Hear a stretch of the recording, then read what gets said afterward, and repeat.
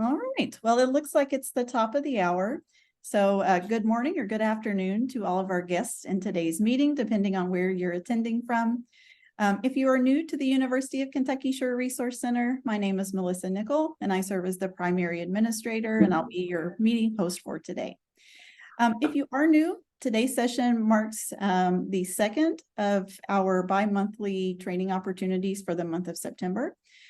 This webinar series covers a wide variety of topics that we think are going to be helpful for participants at our 16 eligible institutions, whether you're in a faculty role in some cases or a research administrator in others.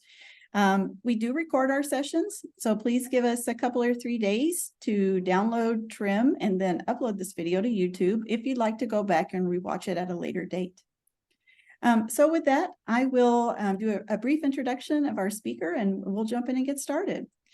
Today we have a Sure Resource Center team member, as well as an associate professor in the Department of Pharmacology and Nutritional Sciences here at the University of Kentucky within our College of Medicine, Dr. Analia Loria. She's an expert in cardiovascular physiology and has an active NIH-funded lab studying the effects of early stress on adult health and disease. Today, she's going to not speak on her science, but rather talk about some topics that are critically important to our faculty attendees at our 16 eligible institutions, and that is addressing promotion and tenure issues for faculty development. So with that, I'll extend a warm welcome to Analia to the meeting. Thank you, Melissa. Can you hear me right? Mm-hmm. Good. Sounds good. Let me see. I have prepared this workshop seminar based on personal experience and also in listening, normally junior faculty or people working in a tenure track position in order to address the most common questions that we all have at the moment, to thinking how we address this, what approach we take to have a successful promotion and tenure experience and be compliant and with the requirements of your place of work. Normally, promotion and tenure are associated. It's a very intimidating topic or area for any person that join a tenure track position. And we have this probably misconception or feeling like the committee is focusing finding your weaknesses, or the promotion and tenure committee are continually, however, these people are continually amazed about the accomplishments that the faculty can achieve. So we need to keep in mind that having a better strategy, the best strategy we can to present a dossier that better reflect what are our achievements and the accomplishment of the goals that are expected by the promotion and tenure committee are being highlighted successfully, right? So when the faculty go up for promotion and the appropriate time and is prepared, this should be a process that should go smoothly and successful. In order to that to happen, we need to make sure we prepare this dossier, keeping in mind all the components that are going to comprise all your profile and portfolio as a successful and productive researcher, scientist, or clinician. The disclosures I have to do is, one of them is I will thank Dr. Lisa Tannock because she shared all this information from former seminars that she gave to other faculty here at the College of Medicine of the University of Kentucky. And a lot of information I'm going to share with you today are focused mostly in researchers in research tracks faculty. However, there are some little information about clinicians and teaching kind of positions. If for any reason there are areas that are of particular interest for your field or situation or a context of your research track position, faculty position, I'm happy to answer that after you reach me via email or anything that you feel like I could help to find out and help you to follow up. I'm happy to follow up in any advice that you could need regarding this area. That is a general offer I have.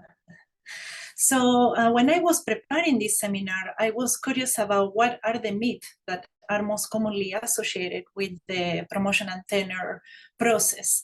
And one of them, the most common one we hear around, is like the tenure is a guarantee of lifetime employment. And however, mostly in the last couple of years, this is a topic that is raising a lot of discussion because these days it's common to hear that there are people that was previously tenured that are being dismissed. And this is a process that involves, of course, a lot of paperwork and in very particular situations where it can be demonstrated that is incompetence or dishonesty in teaching or research, personal misconduct, insubordination and political affiliation, damaging the reputation of your own institution. So there are a number of situations where are going to prevent a person to keep tenure in an institution. And this is actually part of a healthy process. And it's a misconception that tenure can never be revoked because by doing that, by finding the way to dismiss a person for tenure could be a process to ensure the protections of the academic freedom and guarantee essential economic security to faculty members that otherwise could be lost. Other myths that are linked to the promotion and tenure process is that tenure is principally designed to protect scholars who engage heavily on research. Just keep in mind that this is not totally true, and these processes are also undergo by faculty doing activities related to teaching, and not necessarily has to have a program heavily focused on research.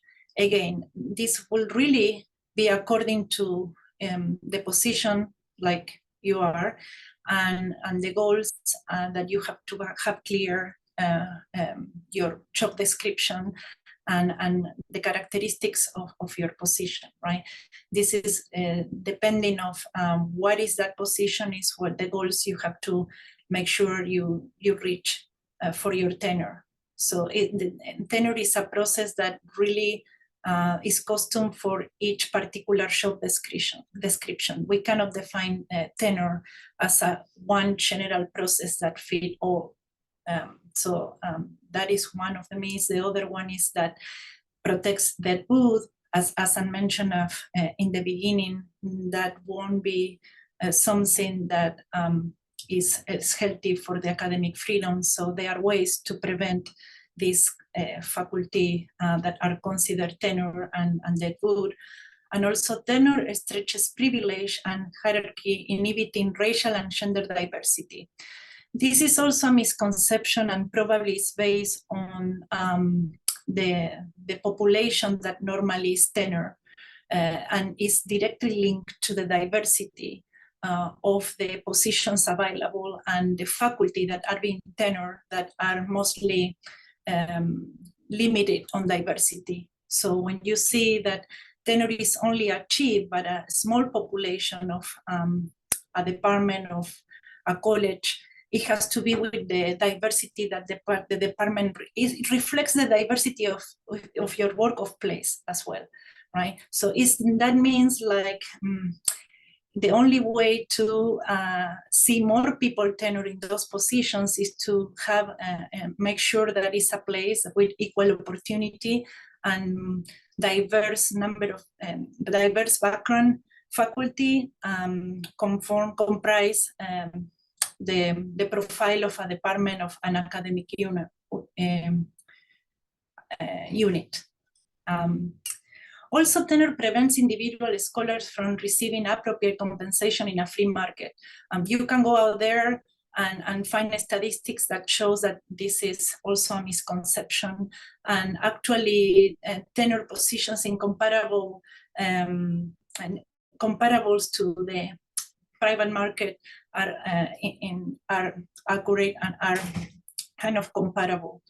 And also tenure is an individual right. And these come together with the concept that tenure provides institutional autonomy, academic freedom, and protection of professors from biases and interference of trustees, politicians, donors, and others. So basically, once you're tenure, you have a margin to speak up and defend you and others' interests or positions without being influenced by all these different components or actors in the institution. So really a tenure process is something that rewards you as individual faculty, but as well is part of an interest that keep the academic freedom and the interest of an institution in a good place. So what are the reasons for unsuccessful dossiers?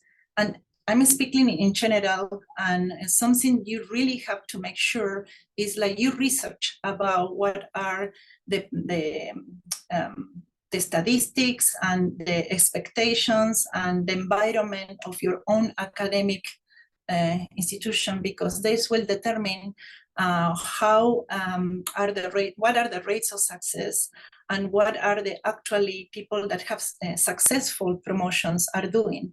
And this is mostly what you will have to make sure you reflect on your own dossier, right? If you take as an example or as a goal to match a dossier that doesn't really reflect your institution goals and achievements, that most probably will be off. So just make sure you tailor and adapt everything related to what is expected to having in a dossier to your own institution. So, but the reasons that that could make fail this process is when you push to go too early for promotion and tenure.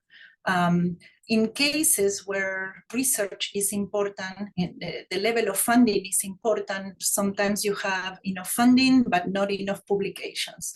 Or having poor class reviews, for instance, if your position is mostly based on or have a big component in teaching. Not being known locally, and we are going to talk about all these points and what could be potential strategies for you to make sure at least you attempt to reach these goals. And also an important part of this other faculty supporting you going on promotion and being tenure is, of course, letters of support. So when you find letters that are too warm, impersonal, external letters that really you cannot tell whether that person really gets to know you or no, is enthusiastic about supporting you, that could be something that turn the committee off a little bit or damp the enthusiasm for the actual promotion.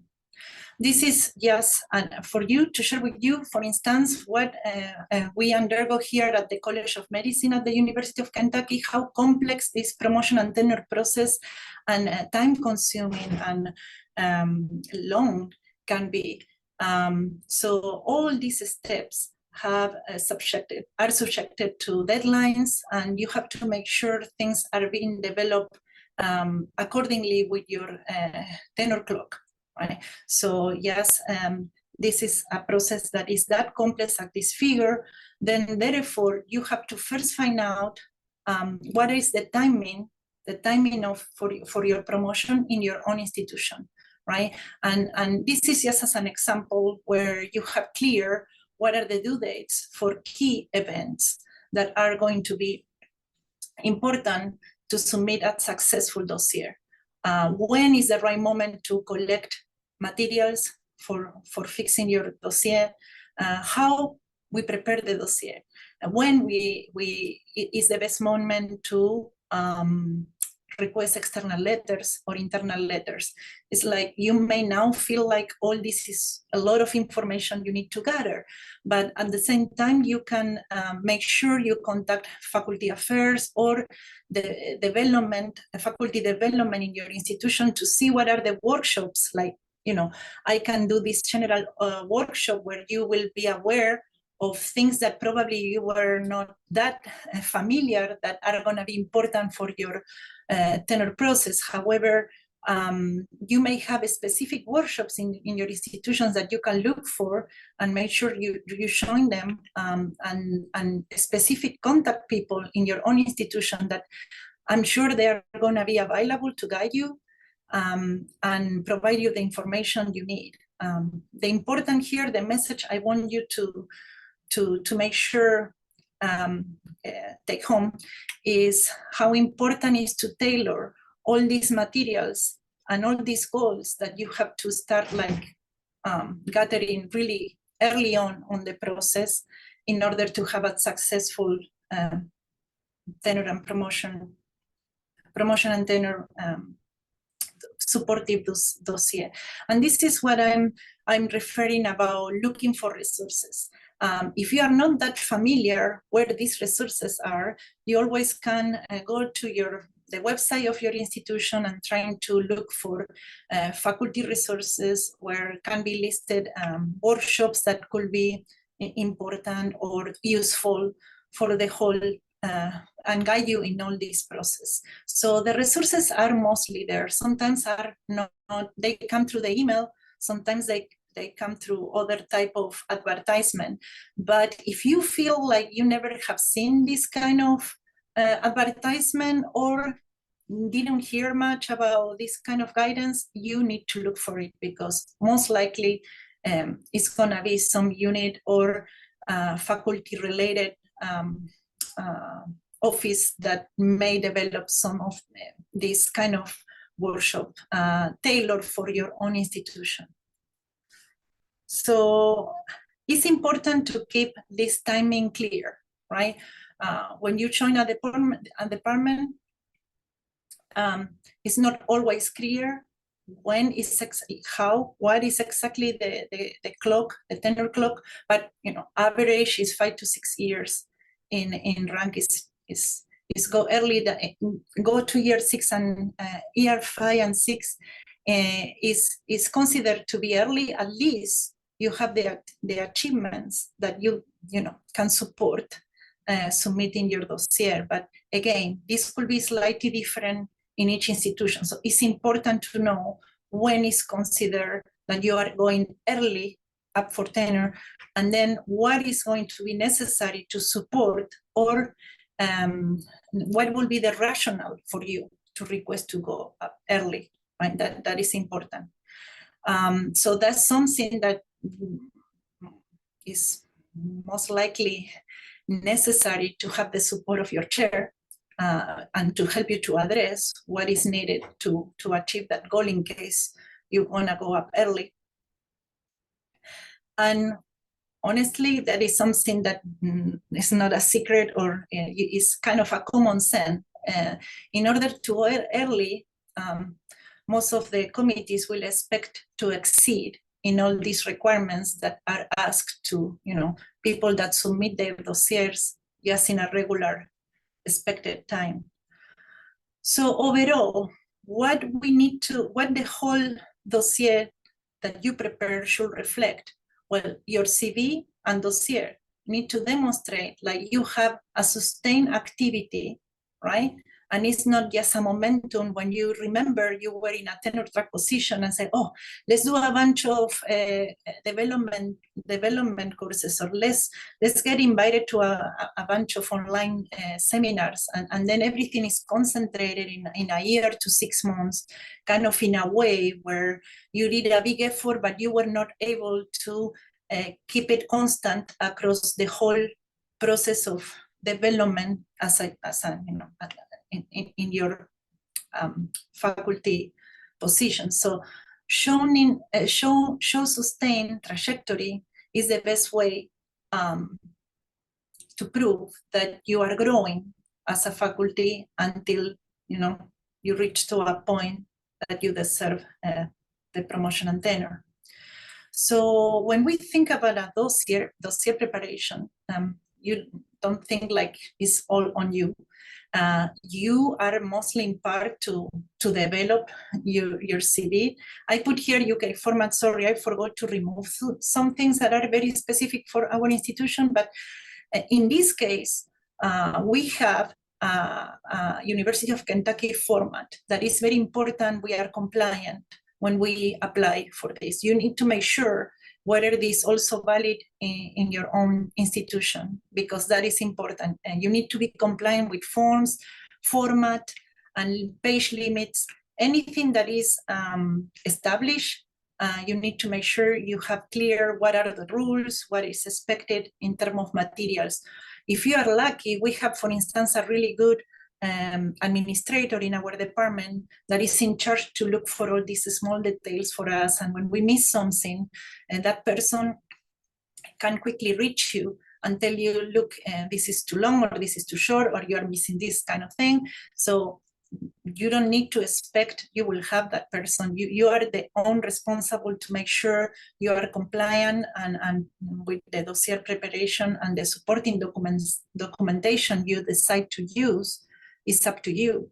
So you have to have clear what is going to be that key supporting documentation that is going to make you look like you excel, or you did a really good you achieve all these goals as a faculty.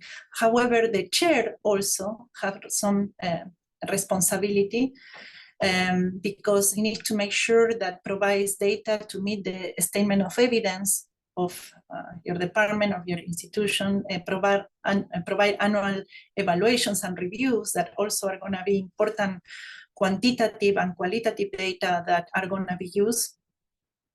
The chair also is in charge to obtain external and internal letters. And of course, it's important that the chair has clear what are your achievements and why you deserve to be promoted and tenure. So the chair's letter play a very, very important role in the whole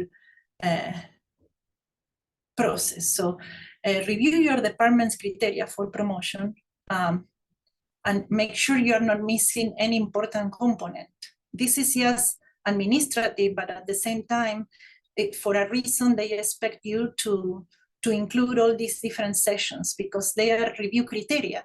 So as a reviewer or as a member of the promotion and tenure committee, they are going to look for specific information to perform the evaluation. So if they go and look for that information and it's not there, of course, this is going to be something that is going to play against you. So you need to make sure whatever is a criteria for review, or whatever, have very clear what they are going to be looking for, and make sure you provide that clearly and in a way they can judge whether that was, something that they can count as a significant achievement. I guess I skipped one. Oh. So key points in general, it's important your dossier. That means like it has to have the personality, and it needs to reflect some sort of consistency in the way you develop all these sections. They are not duplicated information, or they are not parts that are very well developed and other parts that are poorly extended, or a lack of information. So you really are the responsible for the final product. The CV standard format we already mentioned, and it's important to review the effort, the distribution of effort, in case that apply for your place of work, and statement of evidence, and you need to make sure you address all these points. Now, for each section of the distribution of effort, that most likely are divided in any place in service, administrative,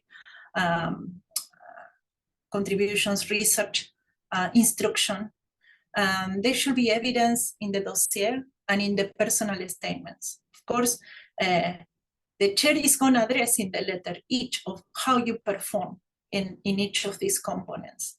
And this is very key.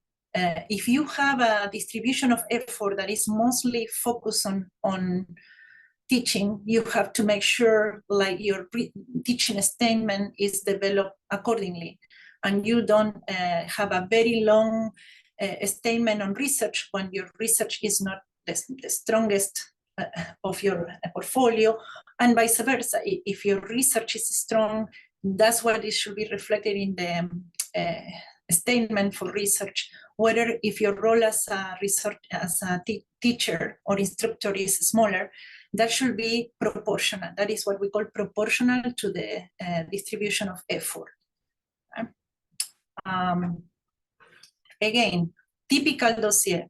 CV in a specific format, the teaching, the personal statement in research, service, and teaching. Here, if you have to get creative, right, and try to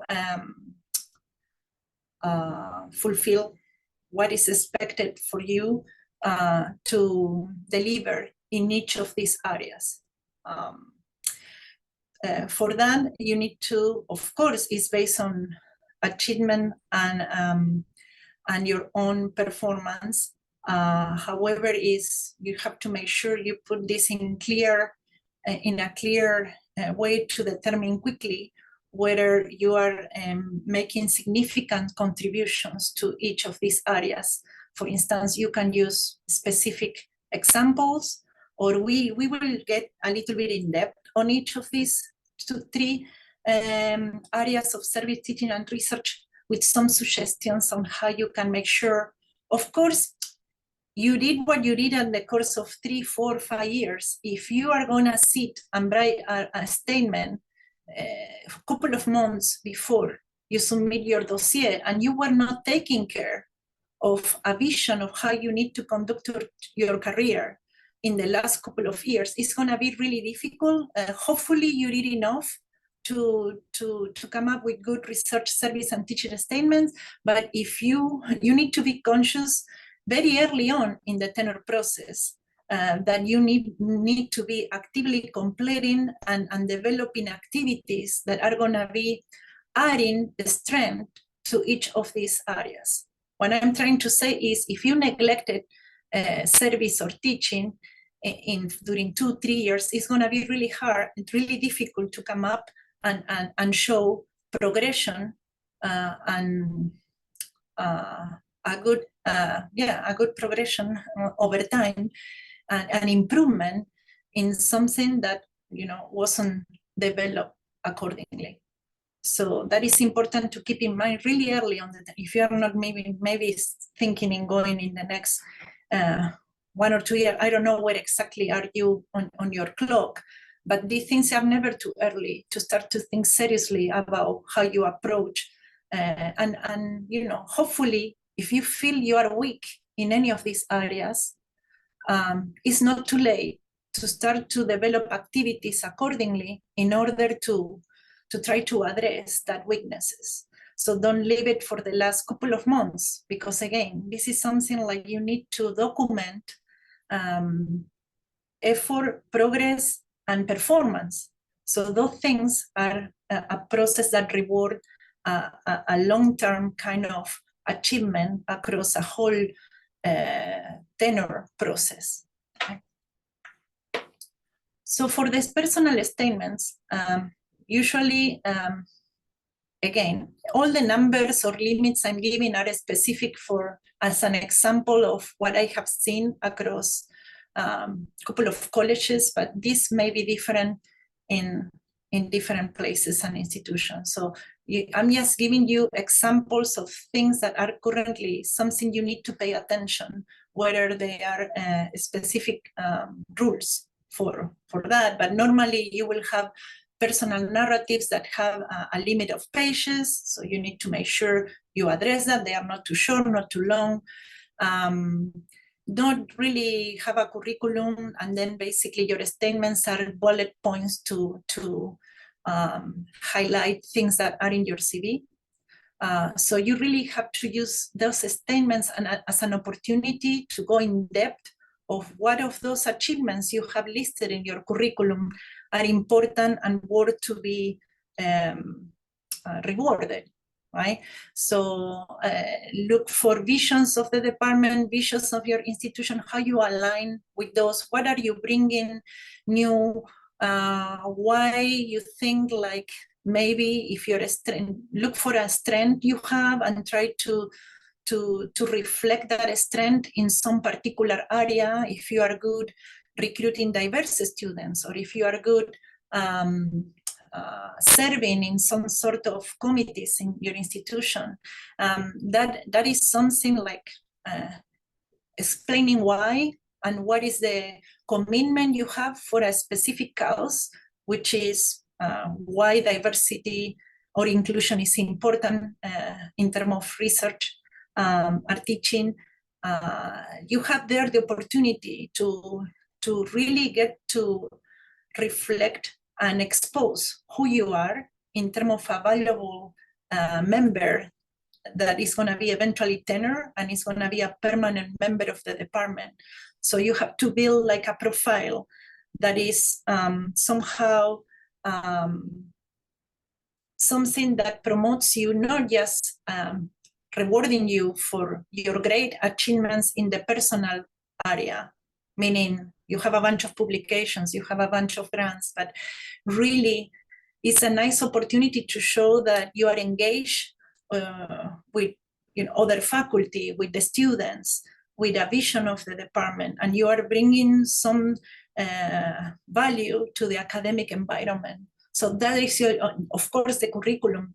It's hard to put this in anywhere in the curriculum, but you can use those tools, the curriculum, like way to support further why you think you have a great profile focusing on.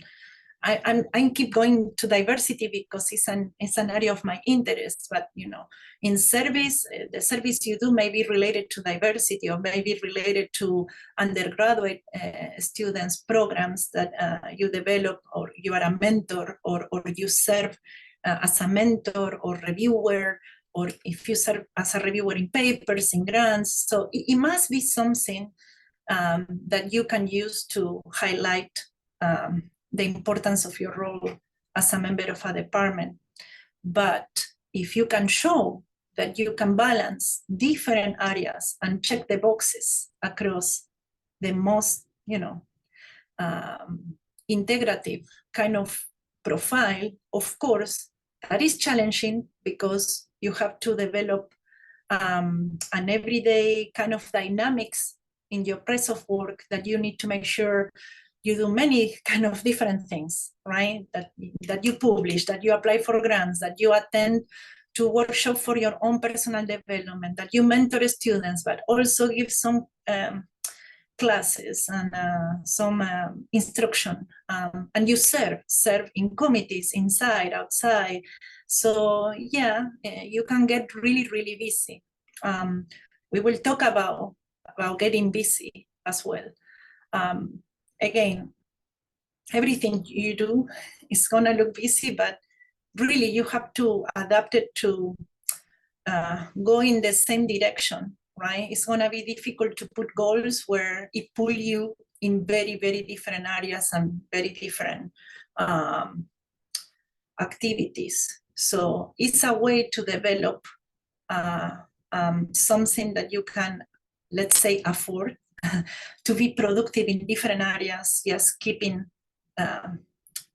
one big concept or idea about where you want to take your career, right?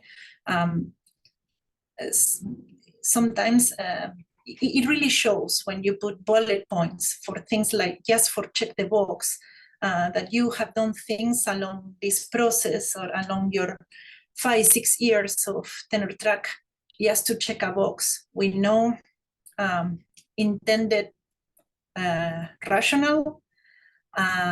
Yes, that could be a nice addition. However, if you can really go behind and support it with a statement and a rational, that will have a much greater impact. So you need to publish, teach, get funded. And I will say network. I always like to use the include network in this list, because network can be something really useful to provide you opportunities. Opportunities of collaborations, opportunities of papers in common, opportunities of get to know, get invited to provide talks, opportunities of mentor each other students or promote each other students. And one of the things that will look the best in your portfolio is to show like your trainees at any level are doing well. So additional work, right? Not just having students. So showing that your students have a direction and you provide that direction. So network is important to me to glue all these things together. I mean, you may not be great developing network, it's fine. I consider that if you are proactive and using the network in the right way, it could be really, really beneficial and helpful in general for your career, and in particular to help you to develop these areas of faculty activities development in a much integrated and deep way, right? For instance, if we go to publications, you need to get creative how you show and highlight what was the exact work in that particular area. You can have 100 publications, right? But what is the quality and the quantity of those publications in terms of original research? Maybe you were writing a bunch of reviews. That counts as a publication. However, we are expecting to see a balance and your measure productivity. If your main activity is research, we expect to see original research, right? So great, you have 112, but I want to see that a large number of them are actually original research that you are either correspondent author, very important, or at least co-author. Here we have almost half of the publications you are co-author or first corresponding author. That's really good. Now you have less reviews, even less editorial, few book chapters. That is kind of what is expected to see in terms of proportion. You may not have 100, you may have 50, right? But in terms of proportion, you don't want to show that you only produce book chapters and short reviews or long reviews. You want to show that it's original research. Now, if you're mostly focused on teaching, there are ways that you can reflect publications as well for specific journals. And I was remembering a faculty member that I'm mostly research, she's mostly teaching, and she was worried because it was getting close to working in her dossier, and she didn't have really any publications or whatsoever. Again, is expected? No, but she made the effort to come up with a few publications in journals related to education or teaching or working with graduate students in submitting papers to journals like they need, they highlight graduate student work. So these are, like we'll say, bonus points in some cases. In some cases are not expected. You perform and get so many publications, but if you have extra, of course, that is extra supportive, but everything is linked to a big effort. Now, the personal statements and evidence. This is important, like again, if you write it strategically, it will kind of guide the reviewer to understand what you do and how you do, like what is the quality and the involvement you have and in the department, what you provide to the department as a faculty and eventually a tenure faculty member. What is important also is if you have a distribution of effort. Here we call it DOE. I don't know if in other places it's called slightly different, but I'm pretty sure that everybody has an idea of how they need to distribute the time an effort of the different things they do. So if overtime is a big change in this distribution of effort, meaning you start doing 70 or 80% research and end up doing 60% teaching, something happened there, right? You need to make sure you address it. It's not bad to have a change over time in the distribution of effort. What is not good is don't address it in your statements. So anything like you feel like it's not beneficial to you, but it's important in the process, is better to don't hide it. It's better to provide an explanation or potential rationale for you going through a low period of productivity or a loss of funding, but then you're bringing other things. And as soon as you have the support of your chair and you're still doing productive things to the department, I don't think that is a reason to be worried about, but you need to sell yourself pretty good. And when we talk about grants, we know that a very important process of the grant submission is to have a good grantmanship. I don't know, I was looking what will be a comparable word to talk about grantmanship in terms of crafting the dossier, but it's pretty good. Like if we will have a word to define grantmanship to the dossier, will be like develop a document that mostly is consistent in style, is consistent in the quality of information is delivered, is not overlapping in documents, is not areas that are not addressed, are not areas that are overdeveloped, and other areas are poorly addressed. So spending the time to make a really good looking document is also, other than the content, the way you present it is also going to be adding some beneficial kind of feeling to whatever person are reading and have to evaluate just achievements, right? So when you start to craft the dossier, of course, you will have letters from students evaluations. I was told, I don't know in your particular place, but I have been saving a couple of emails that people send me telling me, thank you for your advice on this. Thank you for participating. They are not formal letters, but somehow are documents that are reflecting the delivery of some sort of service or activity that you have. So it can be used and it can be considered as a letter. So material related to professional status, related to the university or professional service. But again, for instance, I was looking on my shelves and I found my dossier. This is my dossier when I went up for promotion to associate professor. We don't want a dossier like overall end up like, 2 feet wide. You have to be selective and make sure everything, if you can document all that in information that is relevant, that's great for you. But you want to provide a high quality information, highlight the outcomes that are really critical to support your case, and keep it, nice and short, but not short in the meaning of few pages. Making sure it's not excessive and you provide a bulk of information that is just, background noise or things that are not really relevant.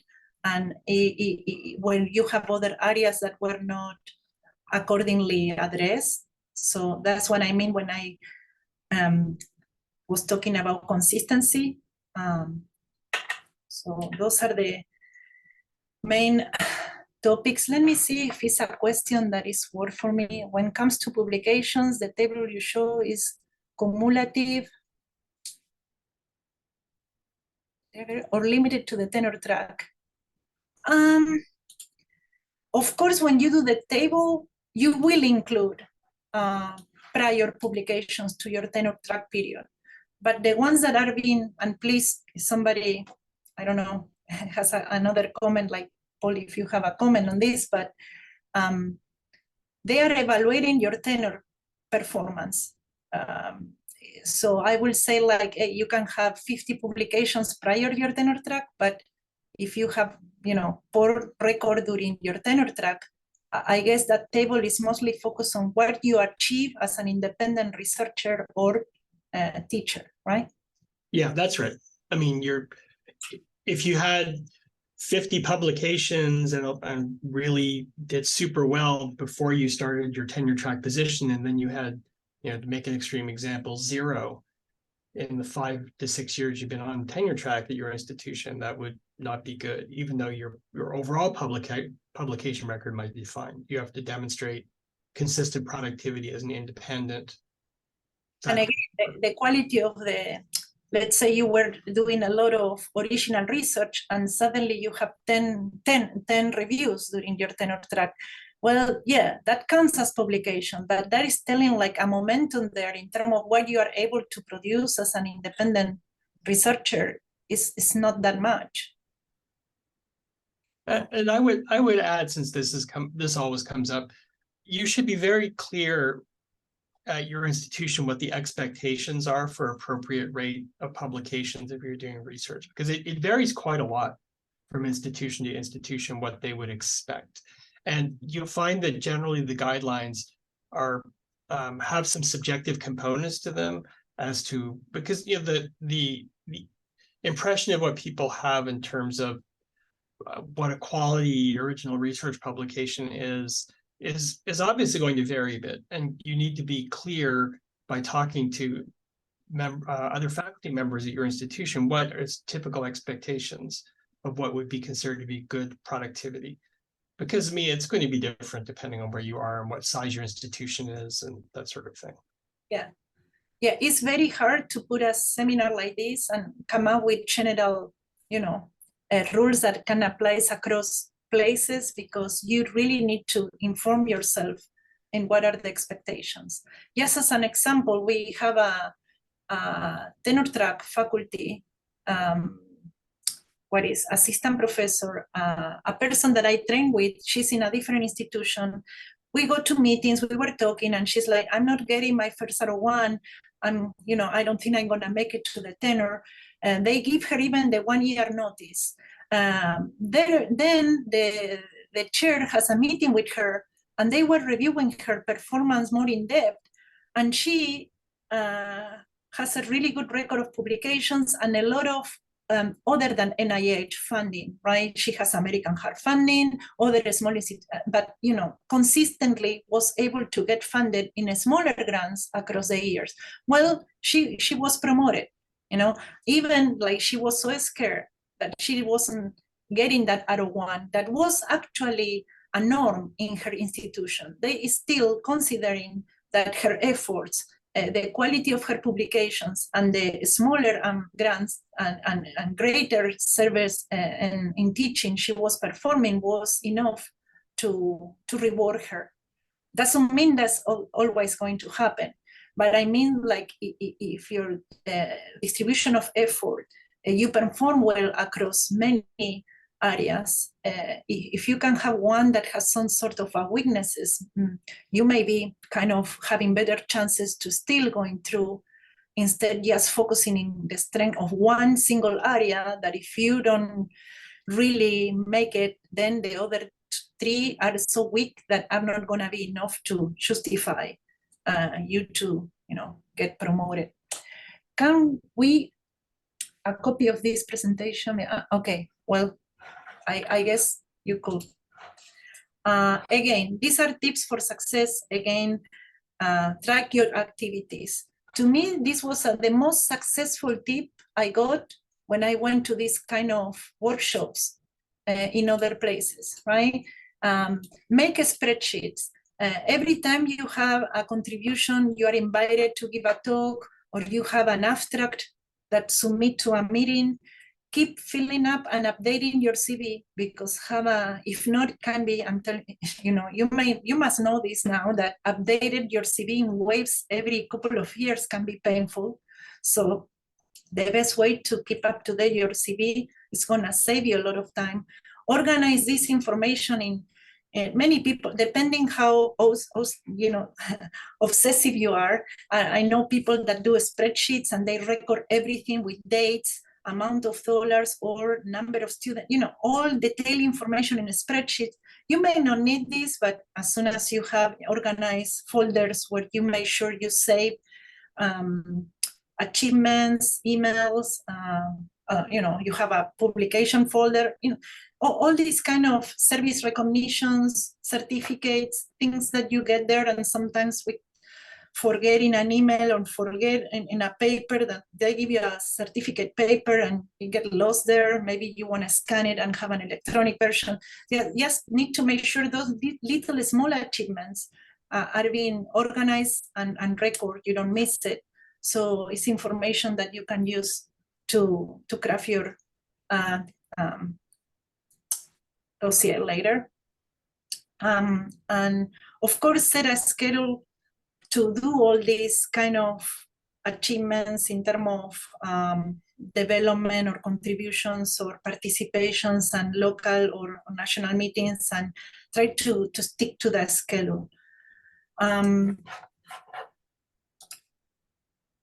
The letters that you're going to include in the dossier are from trainees, team science, team teaching support letters. Then you have external reviewers that are called the arm's length. You will have 4 that normally, these numbers also can be slightly different in different places, but at least here we have a number of letters that are suggest named by the administration or chair as a candidate you can suggest to, in this case. I don't know in other places if they can be more or less, but these persons are going to be reached. This is out of your hands, right? You provide them two names and the chair based on your area, on your field. I'm going to try to reach people that are recognized in that field. They will evaluate your dossier and they will come up with a letter where they consider whether they will be, for instance, they consider that you are eligible for promotion and whether they will be accepted or not in their own institutions, a person with your characteristics. Then you have the departmental faculty letters. Of course, you have to keep in mind this across the years, because everybody in your department eventually is going to write you a letter and you are going to read it. So you need to make sure when you are asked later on, when you are tenure, you can be asked to write letters for your peers as well. So, and the chair recommendation letter.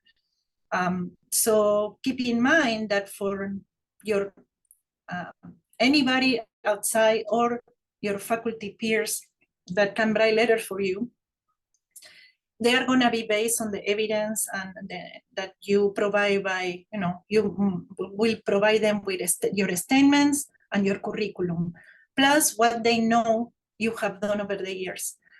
For instance, I did, when it was my time, I provide my CV, I provide my statements, and I organize every year like a symposium. I do it like now for 10 consecutive years. Personally, I didn't think that was a big deal. And I didn't highlight it much in any of my statements. However, every single faculty comment on that. Like a member of the department, that they feel like I was doing a great job providing sometimes things like you are not doing and propose. It's a good way to others to see what is the value that you have in a department. I'm just giving that as an example because to me that was unexpected, but that gave me like, wow, people are watching and they pay attention, and then they feel like that was something significant, and many people highlighted on the letter. So that was something that could happen to anybody. And I'm gonna talk really short about some strategies. When we mostly talk about the first tenure promotion is from assistant to associate professor, and it's expecting you have some sort of regional reputation. However, many of the assistant professors going up for tenure and associate professor may show signs of national reputation. What is national reputation? Well, that you are invited to give talks in national meetings and in other institutions. That is something that's the best way to show it. So for that, I will say that it's something that networks play a very nice role. Sometimes you are rich because one of your trainees presented in a meeting, or you go to a meeting and present something, somebody else see what you're doing, they find your science could be a good fit to highlight in their own institutions. So network, when I think about networks, the best example I could give you is to use the national meetings as an opportunity to interact as much as you can with your peers. In my particular experience, having these networks well developed was good for me to request support, invite people, have enough confidence to actually request people, hey, please, could you invite me to give a talk? I'm going up for tenure. I feel like I should have a couple of talks. I asked several people. Some say no, but many people say yes. And I did the same with some people I knew. I invite them to come here. So that is something nice that I was able to get a benefit, to get every year consistently to meetings where I know people, that they have known me since I'm a postdoc or a grad student, and I have seen my progress. We have a confidence, and then sometimes I reach them for advice, consultation about my own research, consultation about things related to career development, or in this case, write me a letter, or suggesting to write a letter for one of my students. These people are the ones that are going to review your papers and your grants as well. So you want to make sure you go to these meetings, are interactive, use it as an opportunity to show your science, to ask questions in the microphone, and make sure people get to know your voice, how you think, who you are as a scientist. And the network also give you opportunities, probably future job opportunities, this exposure that you need to have your recognition. Again, this is just examples like reach out colleagues at the national level could be a good strategy to getting some recognition, but also if you have people in your lab, try to promote it. If you have a junior faculty or a postdoc, try to, make sure submit fellowships, publish, If you have a number of students, if you end up having 2 postdocs and 3 students, graduate students, and at the moment you're going up for tenure, none of your students have a single publication, first author, that is something that also can be not much supported. So you need to have trainees, but also you need to make sure they grow at the same time you grow, and you offer them opportunities, right? It's not just having a bunch of trainees, it's showing that you are actually providing career development opportunities and training opportunities. And that is some sort of teaching philosophy that you can use. If you are not big in teaching, you can use like your strategies to train undergraduates, graduate students, and postdocs as part of your teaching philosophy, right? Now, to me, if I will have to summarize, I talk about a bunch of different things. I'm happy to discuss in particular about some topic. It's my first time giving this type of seminar, so I don't have a sense of what information I should, make sure I include more or less. But 3 bullet points will be: know what is required in your own institution, and make sure what is required you achieve it in terms of teaching, research, or whatever is your distribution of effort important. Make sure you have identify senior faculty that are going to serve as mentors. And these people are going to be very important to provide you guidance through the whole process. And specifically, here is a very important one that you hear this very consistently across people giving you advice is say no when you have to say no. Say only yes when you think it's going to be something that is going to be beneficial and it's going to be in a long term something that is productive. You just don't say yes to anything, doesn't matter what, because that is going to take you quality time to develop specific activities that probably are more important to show less activities and more quality in terms of your production and your effort and your the way you deliver things, are more carefully taken care, whether you have in a bunch of committees, in a bunch of service things, and then it really doesn't come across through your dossier how much quality work you deliver or perform. So yes, being involved to check boxes in all the things we were talking, you need to say yes to a lot of things, but try to avoid the ones that are time consuming and really it won't give you a general overall, in the cost benefits. Maybe you save the yes or use that time to develop further something you are already involved with. You don't need to do a million things, but the 6 or 7 you do, you need to make sure you can show you deliver quality and production and productivity. So that will be for me it. And again, this process can be very stressful. So make sure you don't disattend your mental health.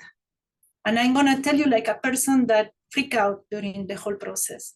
So make sure you look for resources to support your wellness.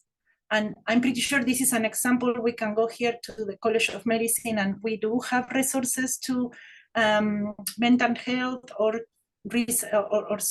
any kind of support you may need. You need to make sure you don't disattend your personal health. And if you need support, make sure you have it in the right time.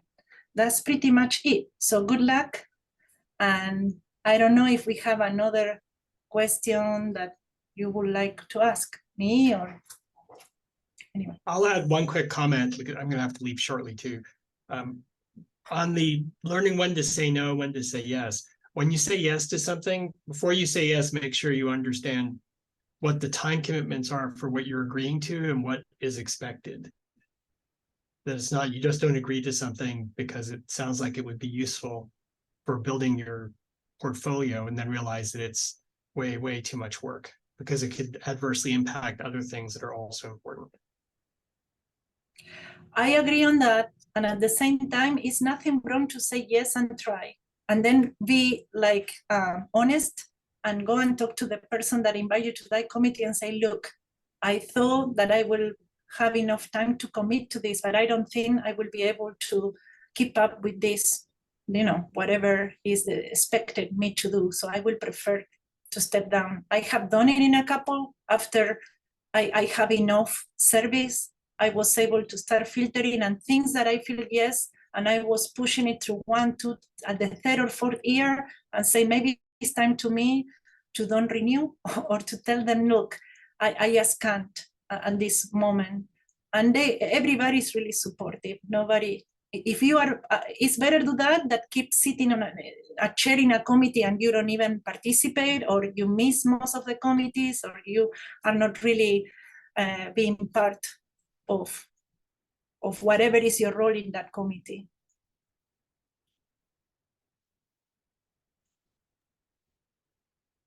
All right, well, I'll just mention that if you have a question you'd like to ask out loud, you can use the hand raise option and we can unmute you. Otherwise, we'll just stay online for another minute or so to see if any final questions pop up. I hope I didn't scare anybody. No, it's great No, information. you were not scary. Okay. I'm sorry, I got him. You know, when you go through this process, then you feel like you have a lot to say. Mhm. But again, it's important you understand where you are and what is expected from you. It's like you don't have to overdo it, but just make sure you do the minimum you're supposed to do. All right. Well, thank you so much, Analia. I think that we're going to go ahead and wrap up. Lots of thank yous and applauses. So job well done. And again, if you are interested in viewing the recording, we'll have that online very shortly. And if I didn't cover any specific area, just feel free to reach and we'll see if we can give you some tips in that specific question. All right. Thank you.